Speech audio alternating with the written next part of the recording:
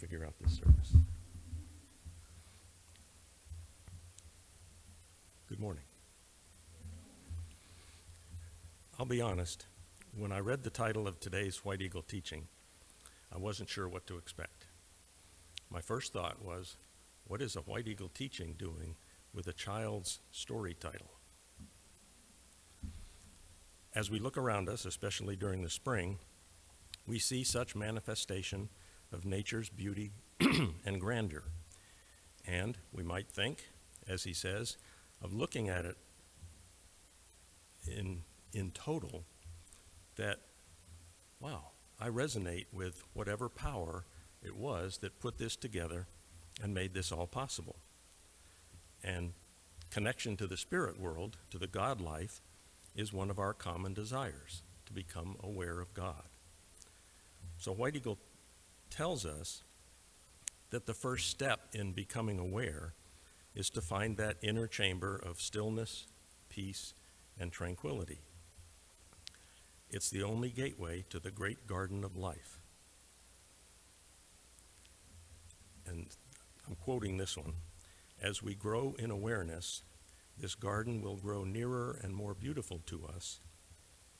The flowers will all speak. The flowers will all speak. Drop the mic, end of story, take me there. I want to be there. Okay, maybe they won't speak out loud, that might be a little crazy, but they would definitely be sending their message, or messages. The flowers, excuse me, like all of nature, are a vibration of God. They're beautiful, yes, and that's not all. Their substance, their color, and even their planetary vibration can be used for healing. And not only the use of the physical flower. When we use flowers symbolically in religion or the mystery schools, such as the lotus, the lily, and the rose, there is working a process of spiritual growth and harmony that is just as nurturing. So, the life of a flower, as a title, to me is really more of the life in a flower, the incredible beauty of each crafted sculpture, as well as the immense power of flowers for awakening, for healing, and for their service to mankind. While it might sound familiar, this finding the quiet garden and entering the state of stillness, peace, and tranquility, I've got news for you. You can experience it today, for real. Right after this service, take a stroll up to the labyrinth, where you will see the most spectacular display of bluebonnets I've ever seen. This year seems to be a banner year for wildflowers, and the bluebonnets in particularly are deep and luxuriant. A shout out to Alva for his idea and perseverance in creating this amazing scene.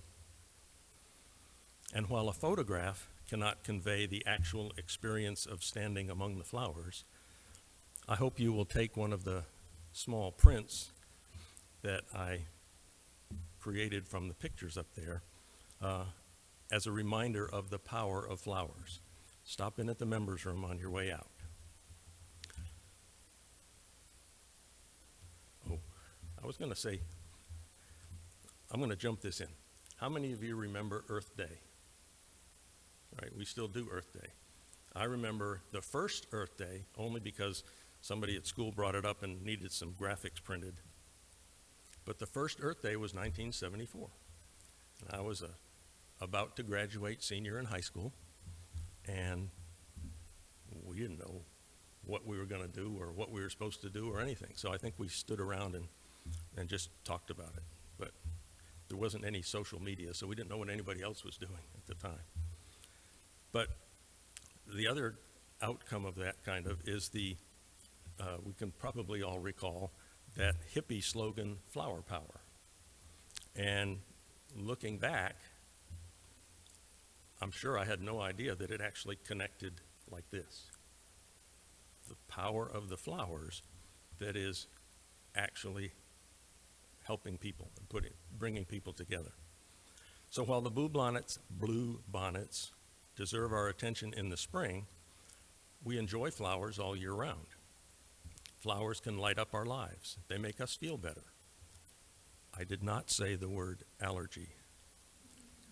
Studies have shown that flowers in a hospital room, for instance, can even help us heal faster by promoting lower stress and perceived pain levels. What we feel is indicative of the benefits and the special qualities of that particular flower. Every flower on the planet has its own unique quality. Some bring us joy. Others invoke love, peace, or even help us sleep better. Some radiate liveliness and vitality. Some are simply otherworldly. When we pick flowers or choose cut flowers, carefully, as White Eagle said, and with love, we gravitate to specific flowers for the way they make us feel. It is no coincidence that our home phone number is 597 Rose. These preferences are not necessarily tied to symbolism. They come from understanding the flowers through our hearts. We are speaking their language. So remember when the flowers all speak? We've got it. We did get that message that White Eagle was talking about earlier. So the life of a flower, the life force within flowers, brings us closer to God, one of our goals. Think of your path, your life path, your spiritual path, as being a path among the flowers. And your inner guides will choose the flowers for you, matching their properties with what you need. As White Eagle says, we are always stressing the value of love. It is the whole of life. It is, in truth, what makes the world go round. Love is the life-giving, creative power. If you love your garden and your flowers, spiritually as well as materially, they flourish and grow, no matter how green your thumb.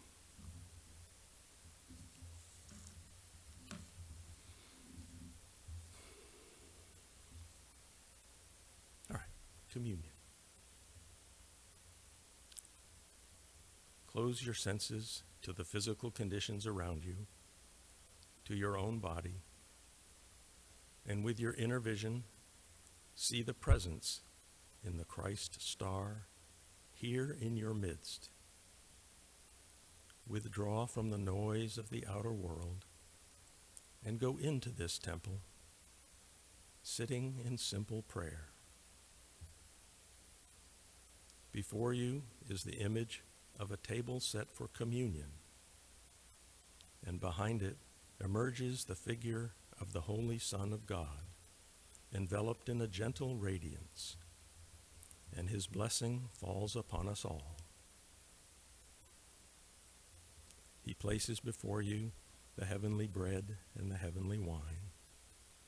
This is the pure communion of spirit with spirit. Join with him in your soul and take from him these spiritual symbols of the bread and the wine. He blesses the bread, he blesses the wine, and the rays from heaven pour down upon these symbols.